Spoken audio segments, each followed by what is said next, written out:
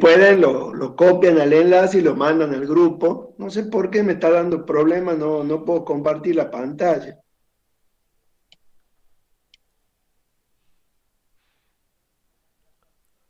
¿Ahora están viendo la pantalla? Sí. Sí.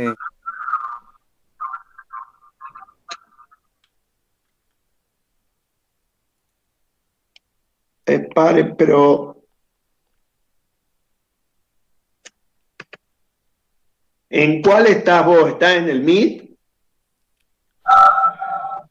No, salí del Zoom y anda al Meet, por favor.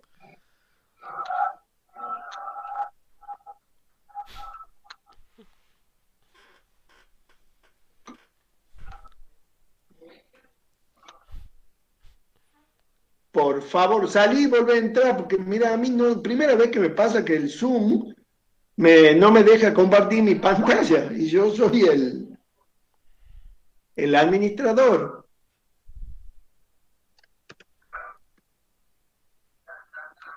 Por favor, por favor. Eh, el, no, a usted. ¿El resto está viendo la pantalla? Sí, ingeniero. Sí. Bien. Bien, les decía que el tema que tenemos que desarrollar hoy es... A ver, esperen un minutito que... Ahí está.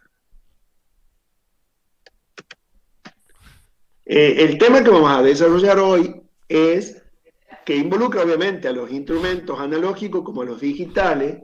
¿Qué pasa cuando el instrumento, mejor dicho, la señal que yo voy a medir no es senoidal? Es decir, todos los instrumentos se taran o se calibran para señales senoidales. Desde un principio esa ha sido la regla, y sobre todo cuando estamos analizando señales que son variacionales, la tara que se hace es con respecto a una senoidal pura. Pero eso ha cambiado con el tiempo. Es decir, vamos a ver que hay instrumentos, ¿sí?, que por lo general respondían a un valor medio. ¿Se acuerdan que hemos visto que el instrumento de bobina móvil, cuando yo le aplicaba una rectificación, ese instrumento me permitía medir señales alternas, pero siempre la forma de la onda era una forma de onda senoidal. Por lo general, hay dos valores característicos que son muy importantes.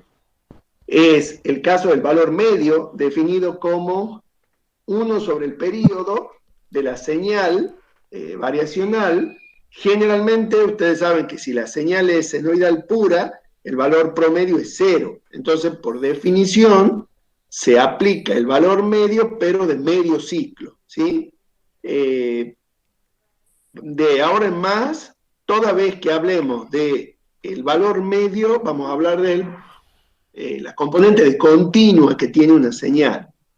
Y el valor eficaz era, o el valor RMS por sus siglas en inglés, ¿sí?, era justamente la integral entre 0 y t, o sea, t es el período, de esa señal elevada al cuadrado. Si ustedes recuerdan la definición, ¿sí?, ahí tenemos un ejemplo, ahí tienen, ¿sí?, una resistencia que yo la voy a hacer conmutar entre una señal alterna y una señal de continua, y el valor eficaz no es nada más que ese valor de continua que equivale a la misma producción de calor que el equivalente en alterno, ¿sí? O sea, el valor eficaz de ahora en más va a ser mi referencia en todos los instrumentos. Justamente cuando vayamos a ver, por ejemplo, en el caso del osciloscopio, vamos a ver que el osciloscopio mide valores eficaces. Ahora bien, si ustedes recuerdan, la expresión o la ley de formación del instrumento de bobina móvil era una ley de formación bastante sencilla, donde ahí tienen alfa, es el ángulo de desviación de la aguja, es igual al producto de una constante por el valor medio. O sea, el instrumento de bobina móvil medía valores promedio y era una curva prácticamente lineal. ¿Y cuál es la gran característica del instrumento de bobina móvil? Es que es muy sensible, o sea, aparte de ser independiente a los campos magnéticos externos.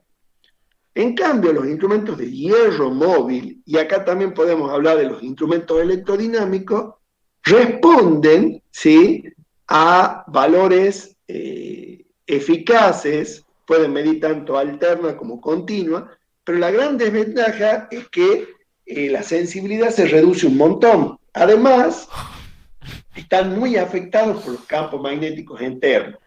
Entonces, fíjense, ante esa disyuntiva lo que se decide es trabajar con un instrumento de bobina móvil aplicando esta corrección con el agregado de un rectificador. Bien, ese rectificador puede ser un... Sí, sí, estoy mostrando.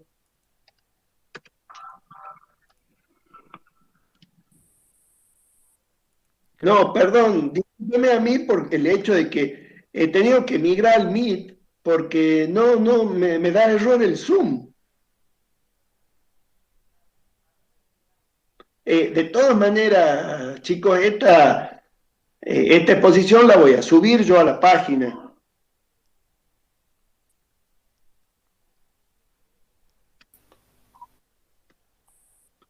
Sí, es más, voy a ver en el Zoom si ha quedado alguien. No, por favor, migre al Meet. Ahí he puesto en el chat, he puesto el enlace. Sí, lo dejé abierto al Zoom por si alguien entraba tarde.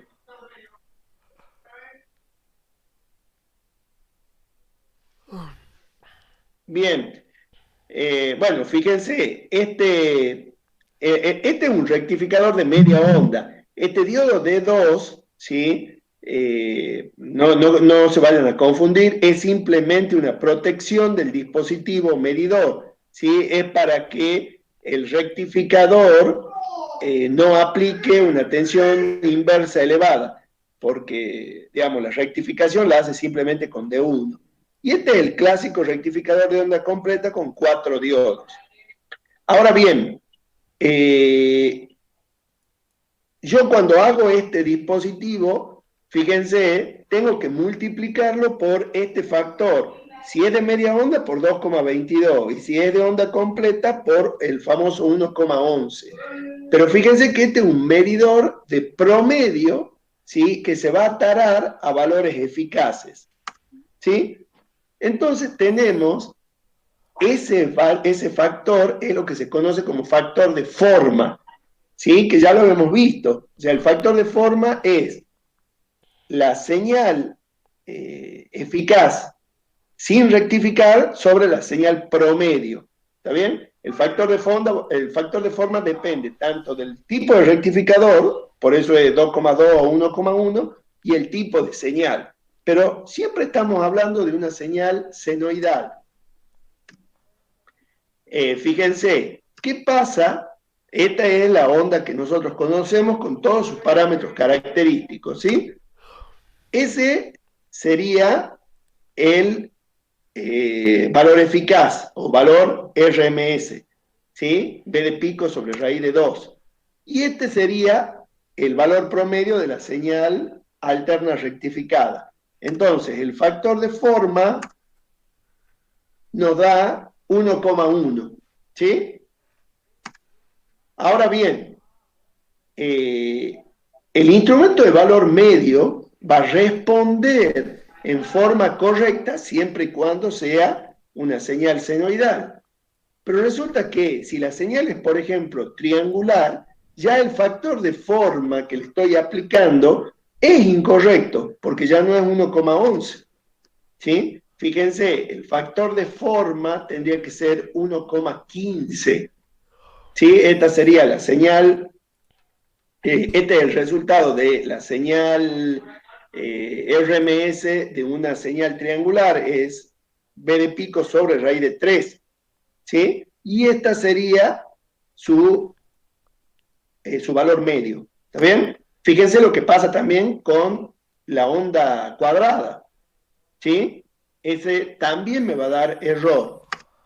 Es decir, supongamos, si yo tengo una señal de forma de onda triangular, en este caso, ¿sí? Midiendo, tengo un valor de pico de 4 voltios, me va a medir 2,31.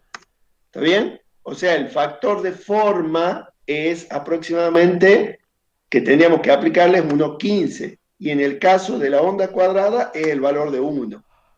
¿Está bien? Fíjense, esos son los errores a los que yo me voy a encontrar con un medidor de valor medio, ¿sí? Por el tipo de la forma de onda. Ahí tienen, digamos, los dos factores que yo tendría que aplicar, el factor de forma y el hecho, bueno, de que no esté midiendo yo una señal que es sinusoidal. Bien, estos son un cuadro de los valores típicos, ¿sí? Fíjense, dentro, acá donde dice IBM, ¿sí? Es un medidor de valor promedio. Esto es muy importante, ¿sí? Fíjense, ya vamos a hablar sobre lo que es True RMS, o sea, verdadero valor RMS, ¿sí? Fíjense cuáles, estas son las formas de ondas típicas, ondas rectificadas, ¿sí? Y ondas cuadradas, ondas triangulares y ondas cuadradas rectificadas, ¿sí? Bueno, los instrumentos más utilizados dentro del laboratorio serían el generador de señal, que algo vamos a ver ahora, pero realmente ustedes a este dispositivo lo van a ver en profundidad en medida electrónica 2, y el osciloscopio, el medidor de verdadero valor eficaz, ¿sí? Y este multímetro que obviamente responde a valores medios. ¿Está bien? Ahora bien, otro de los factores que es clave a la hora de hacer mediciones, fíjense,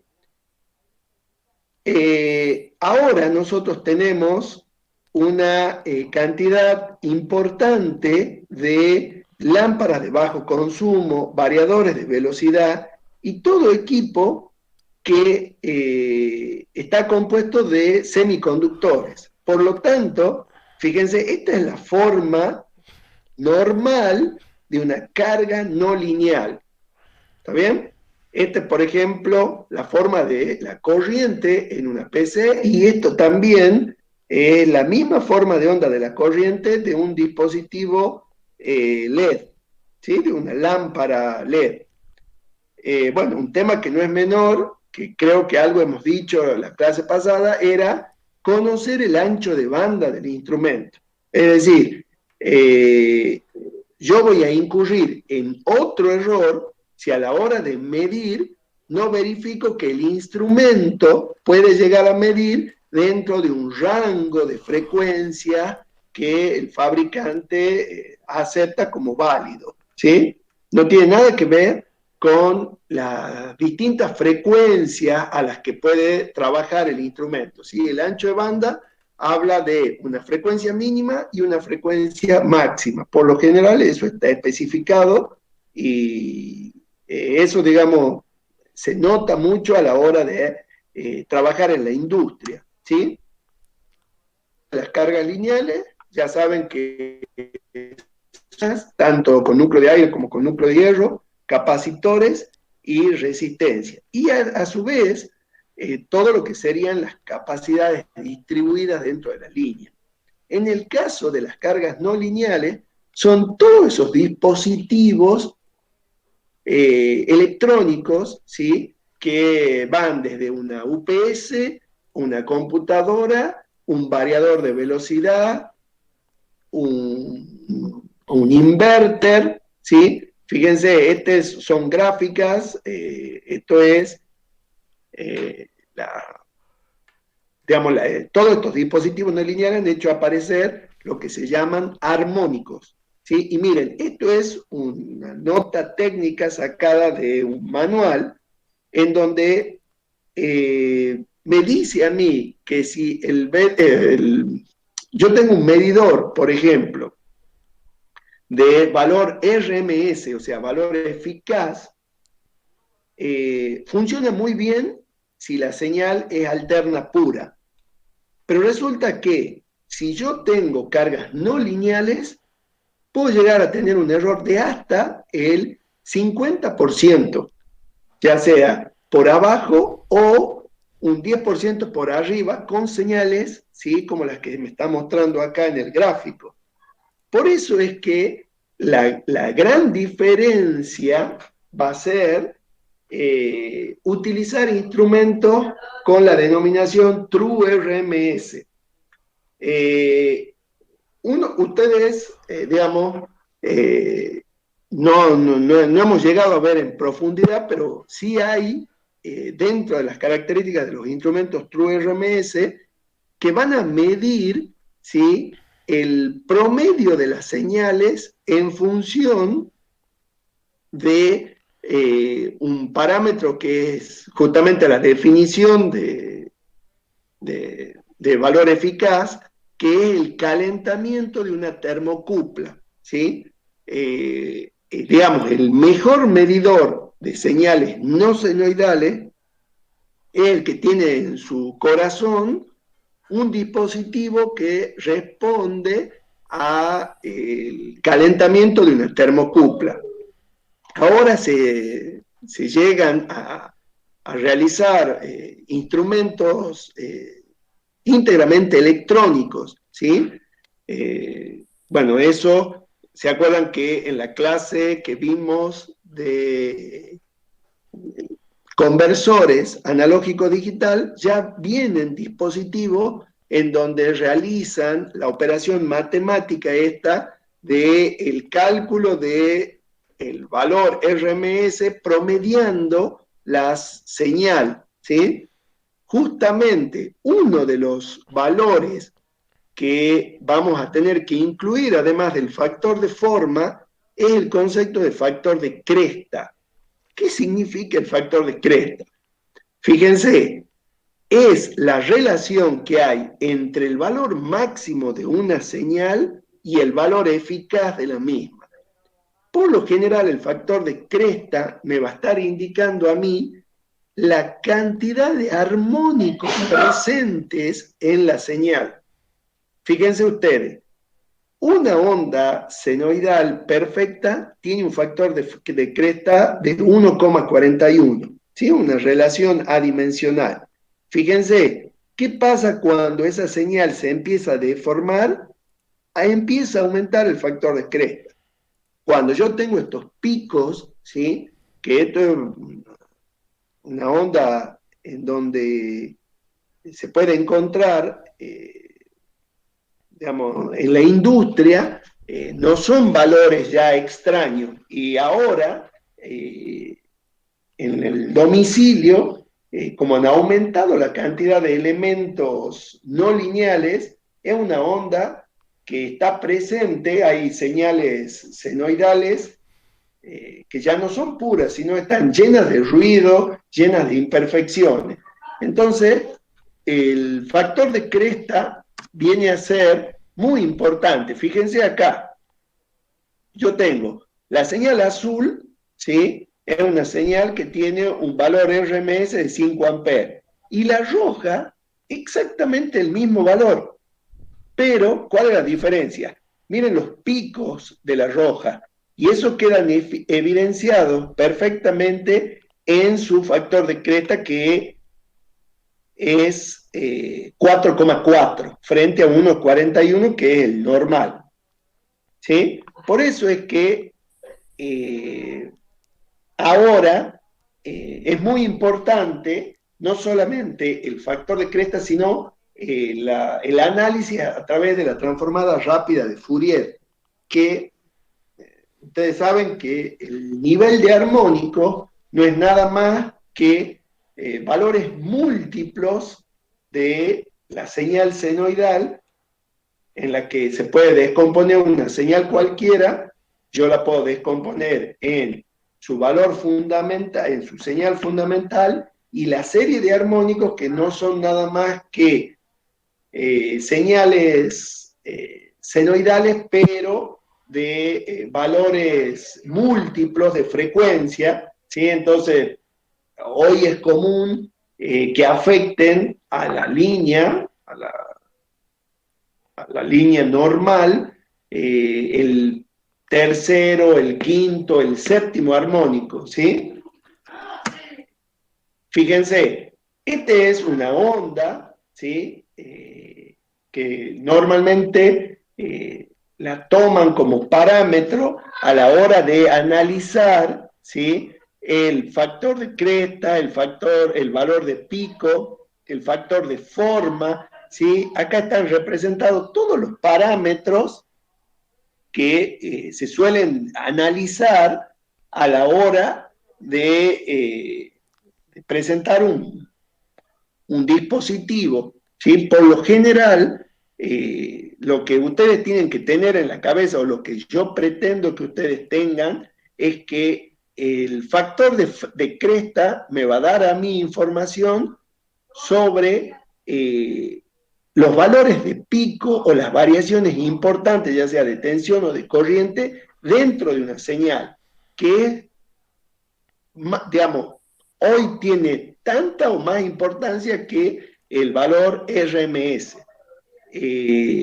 Digamos, haciendo un resumen, ¿cuáles serían los dispositivos que hoy me miden o tienen en cuenta todos esos factores? Son los multímetros o aparatos que puedan medir el verdadero valor eficaz de la señal.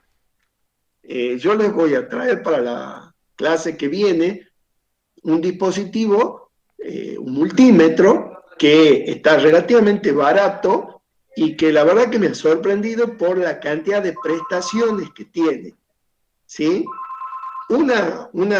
Para que tengan una idea, en el mismo dispositivo yo tengo información que antes quedaba reservada para equipos que estamos hablando del orden de los 60.000 pesos, por ejemplo.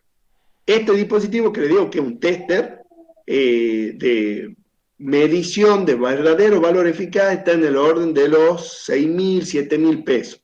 Y la verdad que está muy bueno porque me da un montón de información, ¿sí? Vean este ejemplo, que supongamos que yo necesito seleccionar un medidor. En este caso me dice que la señal, fíjense, es una onda cuadrada con ciclos de trabajo muy cortos, ¿sí?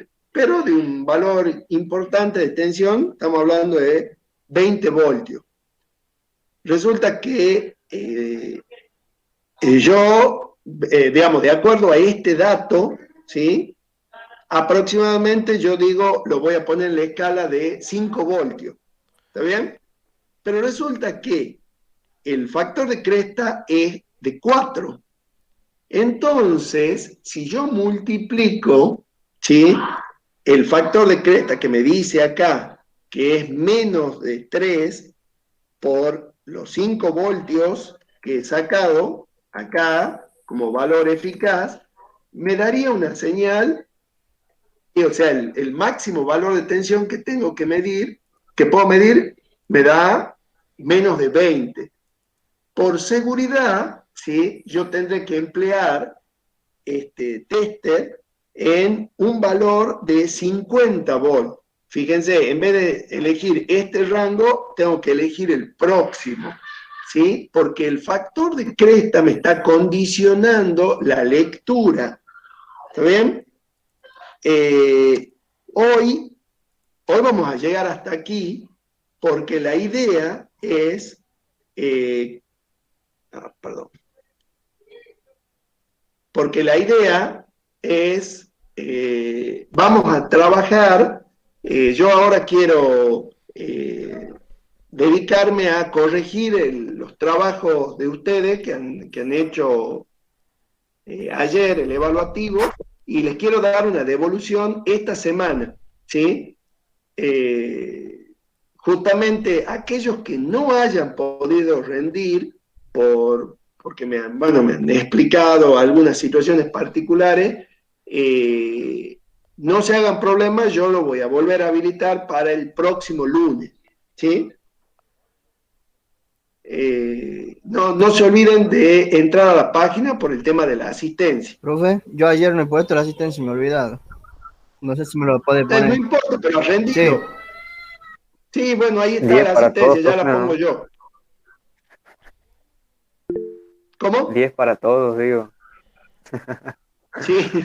¿Cómo dice? Que tiene que ponerle 10 a todos. Sí, en la asistencia en el aula virtual, así es. Sí, Benjamín, quédese tranquilo. Bueno, hoy ha sido corto porque como les digo, quiero ver si puedo corregirlo entre hoy y mañana y hacerle la devolución. Bien, entonces, profe. Bueno, Perdón, no te escuché, Abel. Sí, quédense tranquilo. Déjenme que... Sí. Y sí, también es promocional, pero...